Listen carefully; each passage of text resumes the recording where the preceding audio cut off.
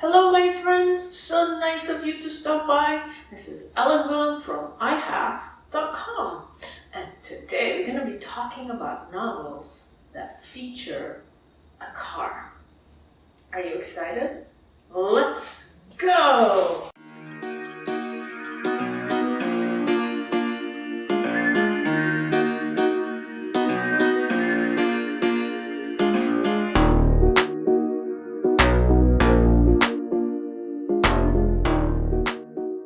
My mission here is to find books to elevate the mind, move the heart, delight the senses, and free the soul. And then I share all my findings with you.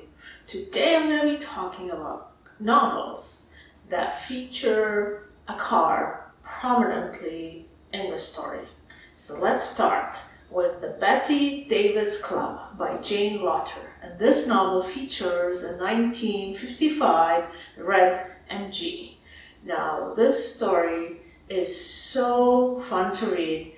I sat down and I read it over 2 days. I read it very, very quickly because it was very exciting and engaging. And then when I finished reading it, I regretted reading it so fast because it was so much fun. I wish I had read it more slowly and extended my enjoyment of this book. The Bette Davis Club is a novel about a 50-year-old woman who has to go on a road trip in a car chasing after somebody. And during this road trip, she deconstructs her life. The car is attached to memories from her childhood, and so there's all this association with the car, and although it is attached to memories from her childhood, the car is also helping her to find solution to the problems that she finds herself in. Next, I want to talk about Mr. Mercedes by Stephen King. Now, I don't need to tell you, Stephen King is a very masterful writer, and this book is very suspenseful and engaging, and I found myself sitting at the edge of my seat as I was reading it. It tells the story of this vile, horrible psychopath who steals a very expensive Mercedes from a rich lady and uses it to run over a group of people who are standing in line, murdering many, injuring many. And it's a story of the detective who tries to find this horrific, horrible psychopath. This novel is so suspenseful that it has 2 sequels, and I've read both of them. The sequels are called Finders Keepers, and then there's End of a Watch. And all 3 books are worth reading. It is suspenseful, full of plot twists that I wasn't expecting. The sense of horror, the description of this horrific psychopath who continues to commit murder. I was so rooting for the detective, and then the ending becomes more and more and more suspenseful until you reach the end. Fabulous read. I do hope you end up checking it out. I move on to I Am a Truck by Michelle Winters. And I Am a Truck is one of those quiet, thoughtful novels. It tells the story about a man who is very attached to his truck. And then one day when he leaves, he disappears and leaves behind the truck. And now his wife develops a new relationship with this truck. So the truck symbolizes his manhood, his personality, his freedom. And then when he disappears, his wife relates to the truck in a very different way. And so this novel is about the way men and women relate to each other once they've been in a relationship for a long time. And it's also about how women regard cars and other things related to cars in a very different way than men do. So it's a very interesting read. Moving along, let's talk about The Reavers by William Faulkner. Now, imagine a bygone era where seeing a car driving down the road is like an event. It's like this very exciting thing. And then imagine you are an 11-year-old boy and your father has bought one of these magical machines called a car.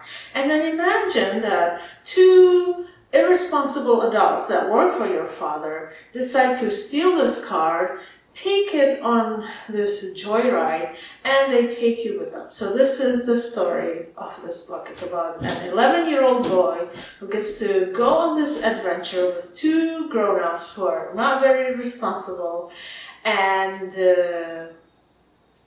the car plays a very important part of the plot.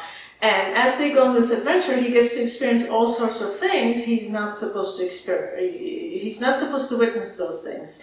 Everything from criminal activity, he ends up in a house of dispute, he meets all kinds of shady characters, and it's a coming-of-age story. It is fantastically written, it is engaging, it is deep, it is beautiful, and I very much enjoyed it.